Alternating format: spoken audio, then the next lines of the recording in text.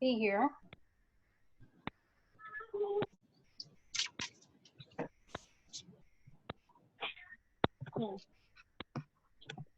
Okay.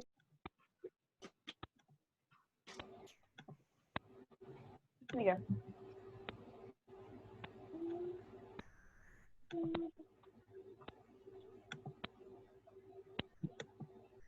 All right, for those of you who don't know me, my name is Melissa Rabin. I'm the Executive Director of PACE Academy, and I'm going to talk to you guys tonight a little bit about what is dyslexia and what PACE plans to do to help your child be successful. Hearing a little bit of feedback, so I'm going to see if I can figure out how to mute some microphones.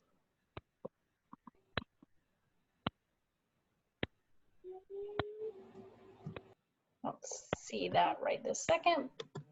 So if you guys have the sound on, it would help if you just mute real quick, and then we'll take questions at the end. I will tell you that we've got a couple board members on tonight, so they can answer some questions as well. We've got Becky and Steven, and I saw that Chad was on here, and Jody. I'm not sure if anybody else has jumped on just yet, but we've got a couple of them on there. So I'm going to start off by talking about South Carolina as a whole. Last year in 2019, the National Assessment of Educational Progress reported that South Carolina ranked 43rd in the nation for reading. Our fourth graders, only 32% were reading proficiently last year. So that means 68% of our students in fourth grade last year were not able to read proficiently according to this test.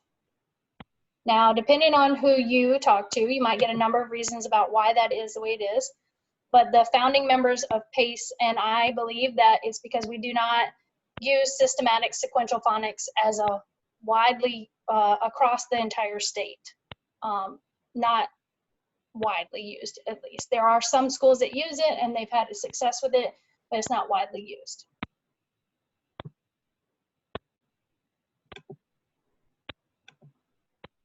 Okay, so the International Dyslexia Association defines dyslexia as a specific learning disability that is neurobiological in origin. That means it happens in your brain, and it's characterized by difficulties with accurate and or fluent word recognition and by poor spelling and decoding abilities. Yale University tells us that 1 in 5 people are affected by dyslexia, and they comprise 80% of the students that are currently in special education. When you look at the 5 Midlands area school districts, Kershaw, Richland 1 and 2, Fairfield, and Sumter counties, we have over 4,500 students currently identified as having specific learning disability. And this was the 2018 school report card. So what does that really mean? For some people, they think that having dyslexia means that you see words or letters backwards, like saw instead of was. But we know that there's so much more to it than that. One thing you might notice with someone who's dyslexic is they might get their left and their right mixed up. Sometimes they'll have difficulty finding the correct word when they're talking. And that may come up in a variety of ways. One way it may come up is that they might say words that sound similar, like they might say tomato when they were really meaning to say potato, or they might say a word that's related to the thing that they were trying to say, like they might say plane when they really were talking about a helicopter. Oftentimes you'll find that their reading is slow and broken and choppy. They have difficulty with spelling. And then sometimes you'll find that a child with dyslexia has extreme difficulty with little words like is and the, but then they can read really big words like elephant. The idea behind that is because there's an actual visual element that they can connect in their brain with an elephant. And so they have an extra connection in the brain to that word, and so they're more easily able to recognize it. There is no visual connection with the word is or the, so it's harder for them to recall what that is. They also tend to have poor memorization skills, so when you start memorizing times tables, that seems to be extremely difficult. When we look at fMRI scans of people who are reading, you can see that a person that has dyslexia, their brain operates very differently than a person that does not. So a person that does not have dyslexia, they tend to process language on the left hemisphere of the brain, which is a much quicker processing. People with dyslexia, they tend to use more of the frontal lobe and the right hemisphere of the brain, which is more of your creative side. So that literally means that language takes a longer pathway through the brain. That's why reading and writing and talking and spelling are so difficult for them. Thankfully, however, in the 1930s, the Orton-Gillingham method was created by Dr. Samuel Orton and Miss Anna Gillingham. She was an educator and a psychologist. They figured out that if you could teach reading in a systematic way, in a sequential way, in a multisensory way, and a phonics-based way, that we could literally rewire a dyslexic person's brain to read more proficiently. To show you kind of what that means is they use methods where you incorporate the vision, so they're seeing things, the sound, what sounds do different word patterns make, and then we incorporate some movement, some tactile or kinesthetic movement. When we connect those three areas of the brain, we're able to rewire and activate that left side of the brain a whole lot more than just telling them to look at the word and guess what the word is. So research tells us that if we teach like a dyslexic child needs, then every child will succeed. So everything we've designed at PACE Academy is designed around the dyslexic learner because we know that it's beneficial for all learners. So to start every morning, we're going to start every morning with what we call ACE time. And this is a 45-minute enrichment block where students will go based on their lowest developed literacy skill. Doesn't matter what grade you are or how old you are. If you haven't mastered the skill in the sequence, then that's where you go. And you stay there as long as you need to until you've mastered that skill. During their English language arts class, in their grade level class, it's going to be an hour long, and they're going to have 2 teachers in that block. And that'll allow us to do an 8-to-1 ratio with students. And that's going to give your child a lot more one-on-one attention than what you can get in a traditional classroom setting. And that is also going to be used for the Orton-Gillingham methods. At the end of the day, every day, we're going to wrap up with 30 minutes of technology enrichment online with an Orton-Gillingham program. And that is going to give your child 2 hours and 15 minutes of Orton-Gillingham instruction every single day that they are at PACE Academy.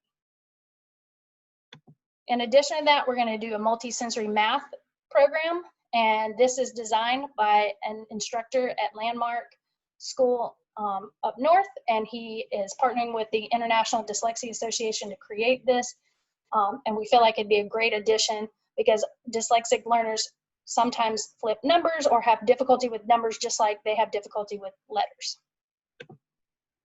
In addition to that, we're going to do project-oriented instruction in science and social studies. So that'll allow them to bring up their creative side.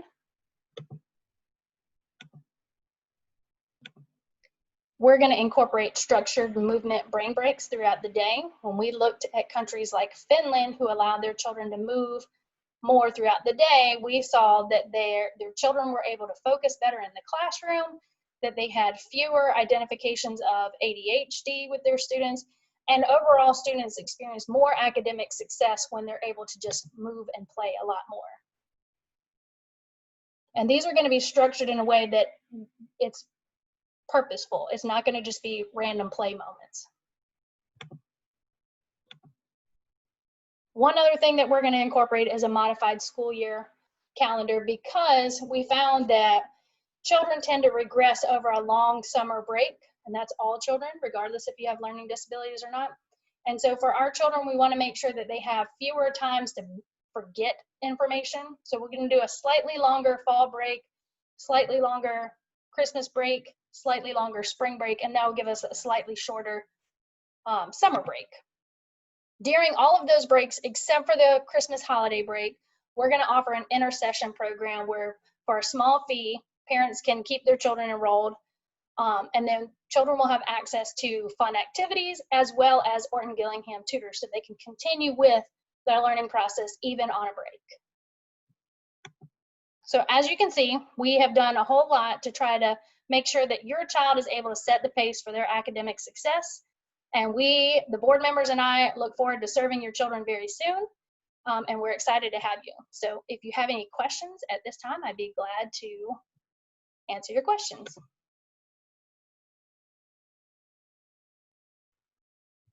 I've got a question. Go ahead. Can you elaborate just a little bit more on what you mean by the project-oriented science and social studies?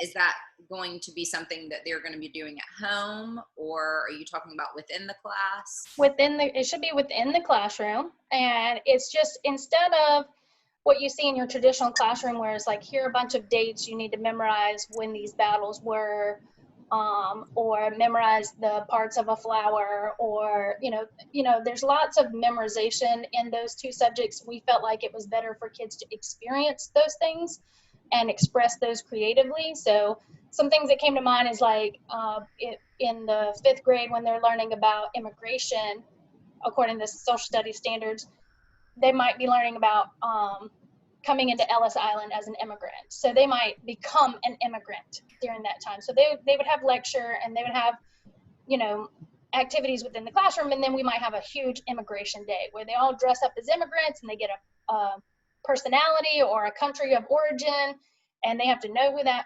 person is and why they're traveling, and the whole process of going through all the steps of coming through Ellis Island to come into America. So it's more of them experiencing that. Do you want me to go into a little more detail about how that might Sure, look? that's Jody's expertise. So with project-based learning, like Melissa said, they are still getting some direct instruction, but really the purpose of project-based is to give the students ownership of what they're doing. They're choosing activities, they're choosing what it looks like, how long it is. Like there's, if they're writing something, it's not a word limit. If they're recording something, it's not a time limit. It's of their own. And they're putting it together and they're making sense about it.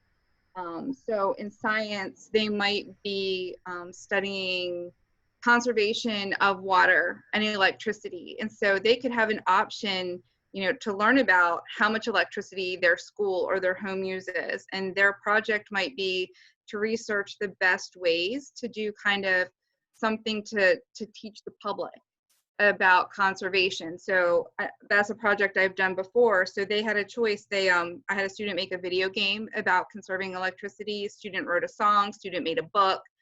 A student did actually a research and design and engineering project.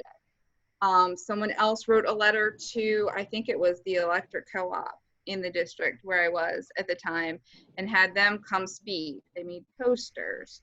So whatever kind of is their mode of learning, whether it's the drawing, whether it's music, whether it's writing, they are able to kind of contribute in their own way, building that self-efficacy. And as they're doing it, they're also building those college and career ready skills that they need. Okay, that's great. So I guess just coming out from that, I'm guessing that affects how y'all do grades as well. Seeing as the students are doing their own sort of variation within their capabilities, is that how do you do grades? You're still going to use a rubric grading. That's what I was going to say. So when we, for example, with that project with the conservation of energy and water, there was still a rubric. I don't remember it off the top of my head, but they had to include specific facts. There were questions that I had to add that, we asked them that they had to answer still within the presentation or project, whatever it was. So they're still answering the questions and hitting on that. And each one was worth a certain amount of points. So I was in a school that still gave traditional grades. So we were still able to give a percentage based on that project rubric. And of course, we would send that rubric home before the project for parents to view. It was traditional practice in my classroom that I had parents sign off on it, so they were aware of the project beforehand and they could ask any questions. Okay, great. Thank you. I had a question, Melissa. With regards to state mandated testing, which thankfully we didn't have to do this year and hopefully we won't have to do next year, how do charter schools in general handle that? Or maybe a better question is, how is PACE going to be in that umbrella of you must take these regimented tests that are terrible? Sorry, I can't be neutral. They're just terrible. But are we? Okay. Unfortunately, we are a public school just like other traditional schools. Mhm. We have some leniency on like the percentage of uncertified teachers that we can hire. We have leniency on the amount of hours, like the way we structure our day. But we are still held to the exact same standards as everyone else. We still have to take the SC Ready and the PASS test and all of those end of year tests, just like everybody else. I know that's not what you want to hear, but we have to have a school report card just like everybody else. And we're hoping, because we're going to be what's called an AEC, Alternative Education Campus, at least 50% of our kids will have a learning disability in reading, which means like most schools have 10. Joe, do you want to tell me it was a 10 to 20% at max of kids with LD? An average of 11. I think this average national is 11. Okay, so most schools have around 11% of kids with disabilities. We're looking at having 50%. So if you just tested our kids and graded us, like we expect more of our kids to be below level than a traditional school anyway. So we're trying to work with the charter districts in trying to get the accountability measures changed for AECs, so that you can compare apples to apples. Like, a growth for a kid with dyslexia, I'll use my own kid for an example. At the end of 3rd grade, he was in the 1st percentile. And so when you look at his SC Ready scores, of course, he's incredibly low. But when you compare 3rd grade to 4th grade, he was one of the top kids in the district as far as growth is concerned, because he grew 2 grade levels in less than 1 school year. So, and that's what we're expecting to see with our kids at PACE. While they may still be behind, their growth should be substantially faster under these methods than what you see in a traditional school setting. But short answer, yes, we still have to take them. And South Carolina's overall IEP rate in 2018 was 12.85%. It's hot out there. I'm sorry, I couldn't hear you. What was that? Hold on one second. Let me see if I can mute everybody. South Carolina's IEP rate in 2018 was 12.85%. So it was 12.85% of all students had an IEP. And there's flexibility with IEPs, just Jody and Melissa can tell you. There's accommodations and stuff that can take place. And so it's going to be a little bit different when you have a school like this versus a traditional school and expectations. I think you'll see. Sally knows all about that. She's was a certified high school teacher. She worked alongside me. So right. So I think I know. You'll have more of us fighting to get some of those oral accommodations and things like that than what you would see in a traditional setting. Right. I just didn't know what the expectations were, if that was going to be something that I was going to have to kind of brace myself to fight. Still, I mean, because I was gearing up for a fight with our we're gonna prepare our kids for it, but to us it's more important to see how they're growing with the Orton-Gillingham method and that their reading is improving on a steady rate. That's more important for us as a team than what the school report card says. So yes. My personal opinion is the school report card is what it is. You as a parent need to know that your child is progressing, and as long as you are satisfied with the progress that your child is making, that's what my goal is as a leader of the school.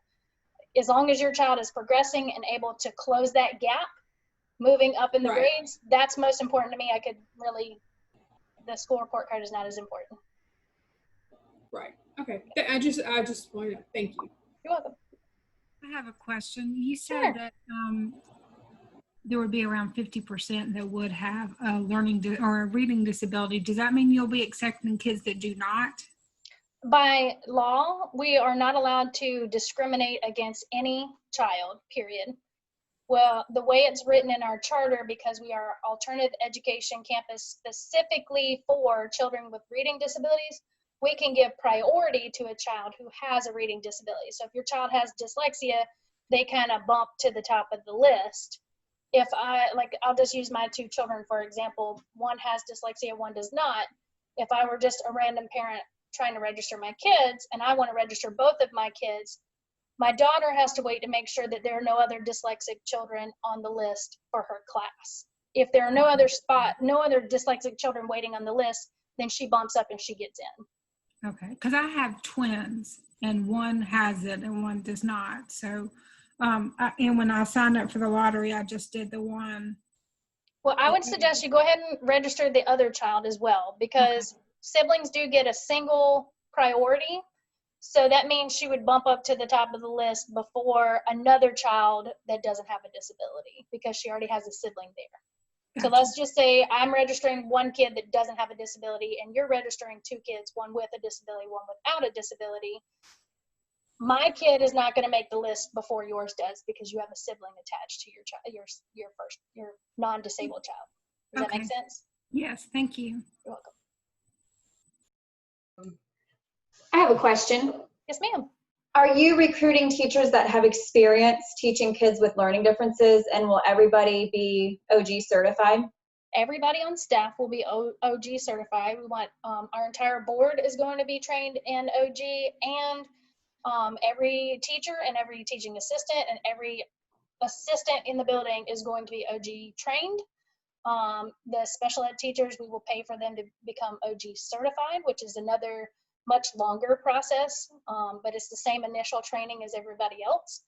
I would prefer teachers that have OG training, but that's like finding a unicorn that wants to leave where they currently are and come to us. But we will ensure that every teacher is trained, every classroom assistant, everybody is going to be trained in OG for our classroom. Sounds good. I have a question. Yes, ma'am.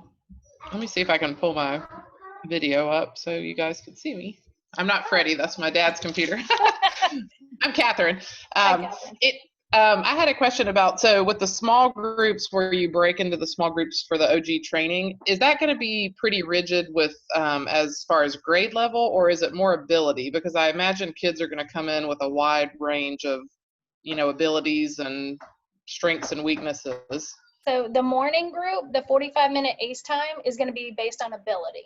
So let's say your child hasn't mastered silent E. Doesn't matter if he's first grade or fifth grade, he's going into the silent E group, and then he'll move up from there. And because of our entire staff being trained on this, we're using all hands on deck that 45 minutes in the morning. So including myself, we will all lead small group instruction. That way we can make the groups as small as we possibly can. And if we have to split one group into, like if we have too many kids in the silent E group, we'll split those into two groups, that we have as small groups as we possibly can do with the staff that we have. And then during their grade level classes, when they're getting OG on grade level. Okay, thank you. That helps. You're welcome.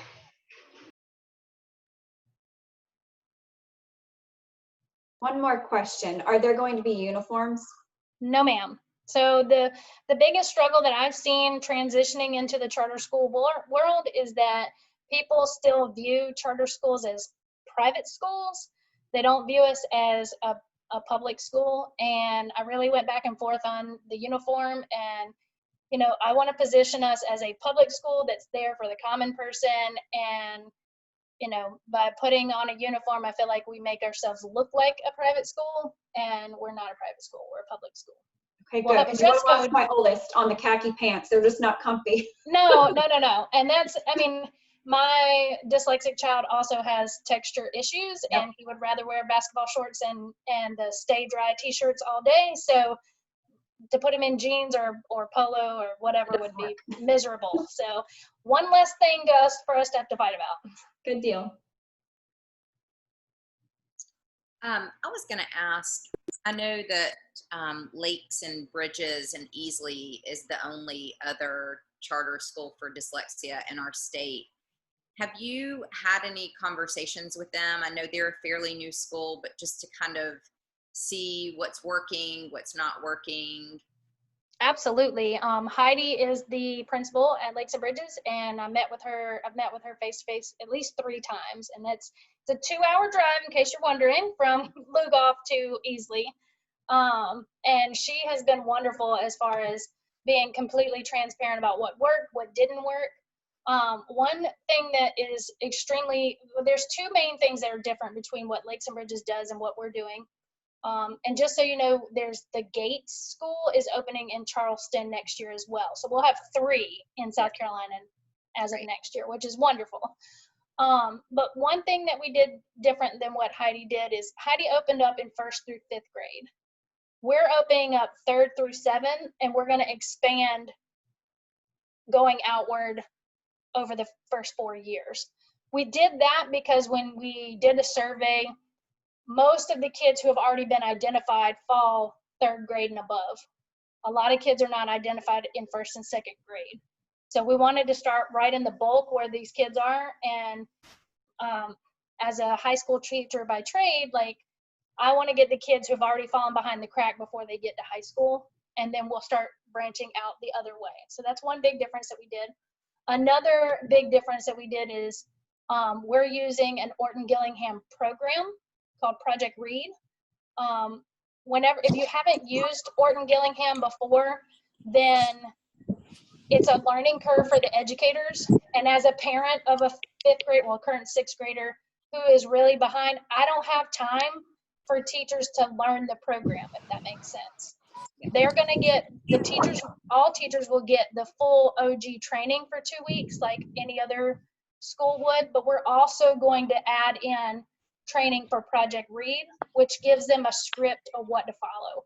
And as the longer that we're in business, if we feel like we can move away from the script and be more free range, I guess, so to speak, we'll do that.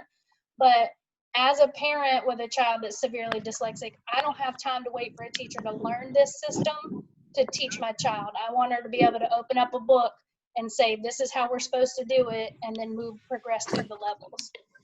That makes sense. So those are the 2 main differences between us and Easley. But yes, we talk to Heidi on a regular basis. Good, good. What's the size of the school, like the size of the classes, and how many classes per grade to start? We are starting with 2. The plan is to start with 2 classrooms in grades 3 through 7 the first year. And we're limiting it to 16 students in a class. So that allows us, when we do our ELA block, to have 2 teachers in the classroom, and that way they're getting an 8-to-1 ratio during that time.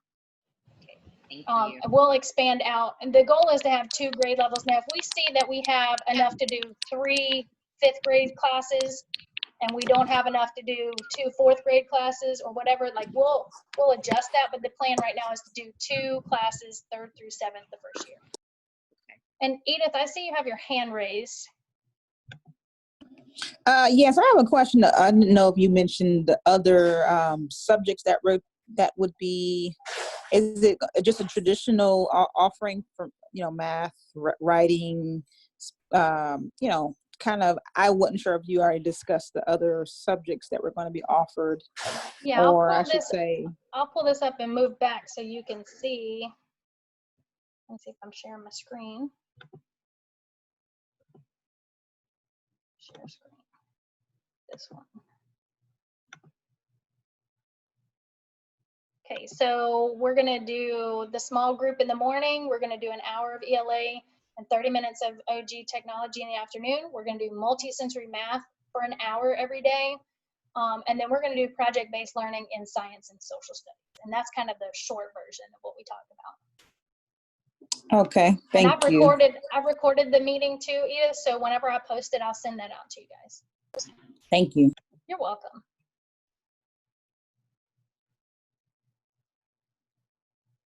Anybody else have questions? I have a question. Go ahead. Hey, so whenever you were discussing as far as the grades that would be starting on the first year, you said 3rd through 7th, correct? Yes. Okay. Now, as far as, is that based on, I guess, like the public schools grading system as far as what grade they would be in based on their age? Or I guess just from what I've been researching and everything, like my son just got diagnosed and he's in 1st grade. He's supposed to be going in 2nd, but he did so poorly that they're wanting him to redo 1st. So I guess what I'm asking is, how does that kind of put him in the category of what grade he he would be going to? Does that mean we need to wait another couple of years before he can, attend the Pace Academy, or is it just it's going to be based on his level, I guess? Well, if we were opening this year and had second grade, you could move him into a second grade, but we're opening with third grade next year. So if he went to second grade this year, then he'd be eligible to come to us next year. With you holding him back, then that means it'll be 2 years before he can actually enroll in Pace Academy. So it goes along with what grade they're in traditional school. So you can't just skip a grade level. Like if you hold him back in first grade now, we can't bump him to third next year. Now, alternatively, what I have seen some people do, like with Lakes and Bridges, they had a child that was going into sixth grade, and Lakes and Bridges only opened in first through fifth grade. So the parent opted to hold their child back a year, pull them back into fifth grade again, and enroll them in Lakes and Bridges. So you could always pull a child back, but you can't put them forward. And legally in South Carolina, you can only be held back once in kindergarten or in elementary school and once in middle school. Okay, so and I'm not trying to hog up all the time here. Oh, you're fine. So long story short, he wasn't. We started the process of getting him diagnosed through Mount Pleasant right before all the schools shut down. So he was in private school. We didn't actually get his diagnosis until probably 2 months ago or so. So he honestly wasn't really even getting any kind of, education. He was just, getting worksheets sent home. There was no Zoom calls, no online. There was nothing at all. So they just recommended that he stay back in first grade. But I'm actually going to homeschool him this year, pretty much using all the methods y'all are going through as far as Orton Gillingham and stuff like that, to try and catch him up myself so he doesn't fall behind. I'm trying to figure out how that's going to work from the public school standpoint. If I homeschool him myself, as whatever, whatever level he's going to be. I was going to defer this question to Becky. As a parent, I would say don't hold him back. But Becky is Becky's my advocate. She's actually one that I hired to advocate for my own child. So I'm going to let Becky take over on that one. So this is what I would say. First of all, I homeschool my children. Okay. Yes, ma'am. So if you're looking for stuff, I would not hold him back. This is a matter of a child that is entitled to a free appropriate public education. If you choose to homeschool him, I would bump him up with the grade level he would be. In the state of South Carolina, they really can't say no because you homeschooled your kid. There's no way of doing that. The only mechanism for denying transcripts and really holding you accountable would be high school when it actually counts. And there's Carnegie credits. So homeschool law is, you move him up to the grade he's at, no matter how he's performing poorly. Wooden Math, which we plan on using, you can find online, and you can use that for him. What was that called? Wooden Math. WOODIN. And you actually can go to the Landmark website and pull that up. The group Lakes and Bridges uses Matthew Becky, wouldn't you think that Matthew C might be a better fit for first grade or second grade? So Matthew C is what is used by Camperdown, Sandhills with Wooden Math, and Lakes and Bridges. All right. And you can go there. Matthew C you can find at the homeschool stores for about a third of the price, and it's manipulatives. So you can find that probably in alpha and beta for about $100 for everything. And you can always look on Facebook Marketplace. I like to find stuff on there cheap too. Yeah, but I mean, that's something that you can, you can Google me. I know lots of people that in homeschool groups right now that are sharing and giving away stuff like that. So Matthew C would probably be the easiest to find and understand. Logic of English is very similar. It's an Orton Gillingham program, but you can do that either online or you can buy that cheap. And it starts with phonemic awareness. So it's going to start very similar to where Project Read is going to start when we get that in place for kindergarten, first, second, and third. So you can actually do with Logic of English online. There's an online version of it, and then you can buy the packet. But the online version of it, you would be like the coach. So that would actually be a way for you to homeschool him this year. use a similar program to what Project Read is going to be, using Logic of English. You could use Nessie, and Nessie has a package where you do the Nessie sounds, the spelling, and it's called Writing Beach that you can purchase together. And then you would use the Matthew C. And Nessie's actually supposed to come out, I think, by December with the Wooden Math app. So if you do that, it would be very similar to the programs that PACE is going to use. And that's what homeschoolers have used for a bit. I will tell you, Logic of English is really great, and so is Nessie. And You it said takes Nessie? Nessie, Nessy. Nessy, okay. And Logic of English. And Logic of English, the online, so you can buy the packet at like homeschool stores, eBay, you can buy them for 50% off.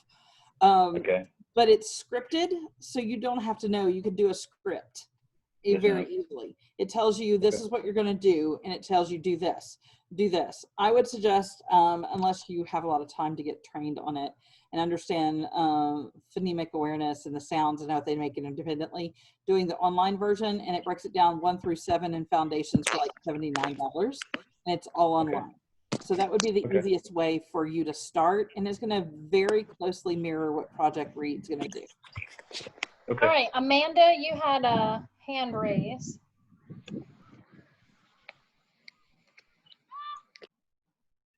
Is Amanda still on here? Oh, yeah. She's muted. Oh, there. Hi, Amanda. Oh, I can't hear you. There's no sound. See what this is. Can you hear me? There you go. Yeah, now we hear you. All right, perfect. Okay, so that was my husband, and so I know he was asking about our son. I guess what kind of confused me with our son and him going to the private school we had him in, they were saying his grades. All right, so the last grade he got, his final grade, they were actually passing grades according to the grading system. But they said something about for them, they want them to have a certain percentage before they'll let them go up to second grade. Is that like a law or something, or is that just something private schools do? That has to be something they just did on their end. Okay, If all right. the grades so are passing, if the grades are passing, you pass. Okay, because I thought the grading system was, I think it's what, like a 60 something and above. It's like a 6. Yeah. Okay. All right. So he did have passing grades. Okay. I was just making sure on that because really they didn't give us an option. They just said that he needs to be held back. We're holding him back. They didn't say that, y'all have the option too. Well, because if it's a private school, you might not have the option. It might be up to the private school. If it was a public school, you would have the option. Yep. Okay, yeah, it was a private school. So, I guess that what we'll do is just do the homeschooling this year, and then hopefully we can get him into PACE Academy then. I was just making sure because I know that was saying it was the third grade, so I just wanted to make sure that we was okay with that long as he had the passing grade. Yes, ma'am. All right, I appreciate it. Thank you. You're welcome. Does anybody else have any questions about PACE?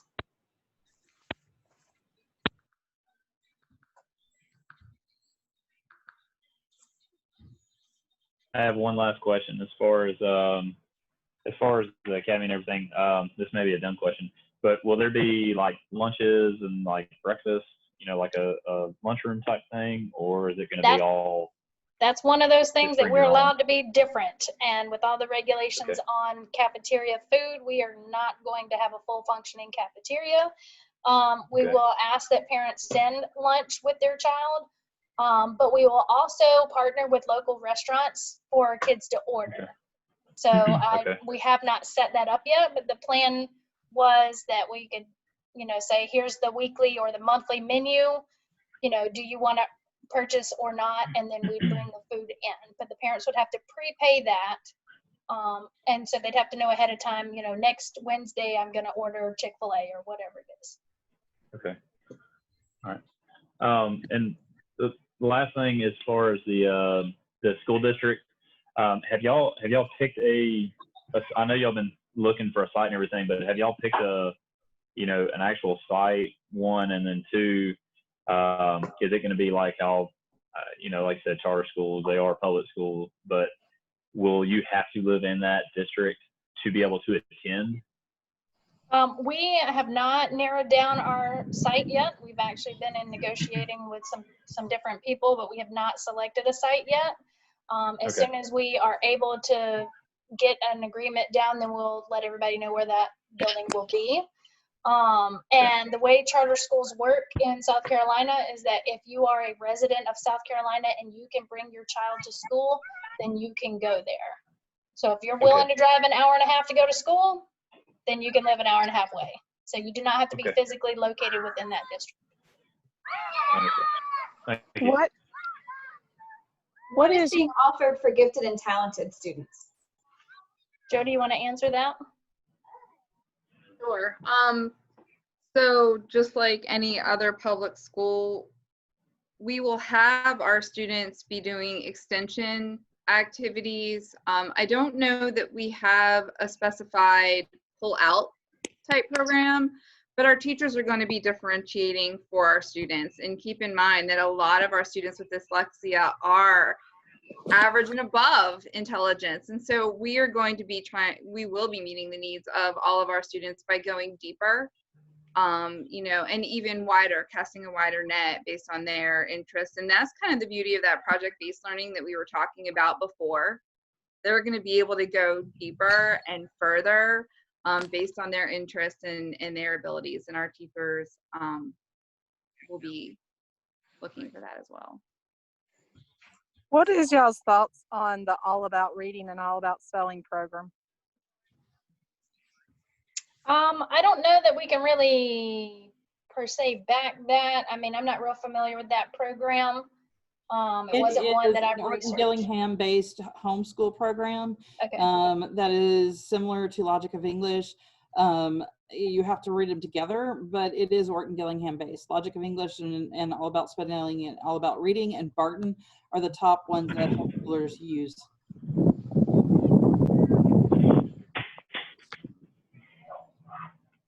So if a student were to do All About Reading or All About Spelling, they would be able to fit in with the program that y'all would be doing next year pretty easily then, or? Becky, do you know if it covers the same things? It is going to cover similar things. I prefer Logic of English because of the way that Logic of English is set up. It's very similar to Project Reading. It starts at the smallest block, and I like the way it's personally set up. But All About Spelling and All About Reading is also Orton Gillingham based, and they have decodable readers. It uses the science of reading, and even though there's a little bit of difference between like Wilson, Barton, Spire, and Project Read, or Pure OG, they all basically start at what are the sounds in the word dog and what are the sounds in the word cat, and then attaching those sounds to the letters. So they're all based in the science of reading, and it may not exactly correlate one-to-one to what they're doing in PACE, but it would be easier to transition than, say, someone that has no basis in that.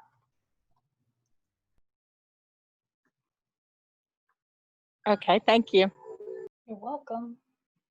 I have a question about aftercare and also extracurricular. Did you guys already mention that? We did not mention that. Our goal is to have related arts throughout the day with some type of music instruction, PE, art, and I can't remember the fourth, keyboarding, I think. But right now with COVID and the restrictions that they have on that, we haven't really narrowed that down. I know there's some flux as to, can you do music? Can you not do music? Can you do singing? Can you not? So our plan is to incorporate a related arts period every day. And then after school care will be provided for a nominal fee. We're going to try to see if we can get some sponsors in there to reduce the cost for parents, but we plan to offer after school care till 6. Thank you. You're welcome. Will there be a foreign language component at all at PACE? We have decided that we're going to incorporate Latin in with our middle school grades. And that follows more along with what Orton Gillingham does as well with the word parts. So we felt like that would be an easier fit for our students. Thank you. You're welcome.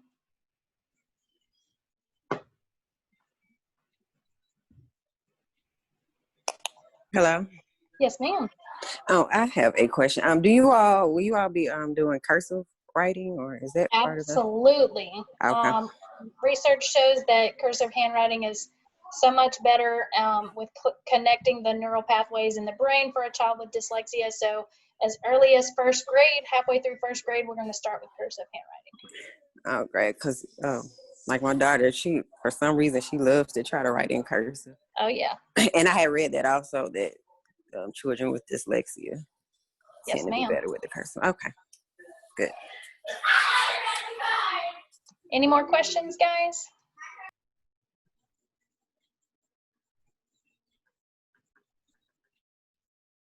Well, if nobody else has any other questions, then we're going to close for tonight, and we will post that we'll do another one in about 2 weeks or so.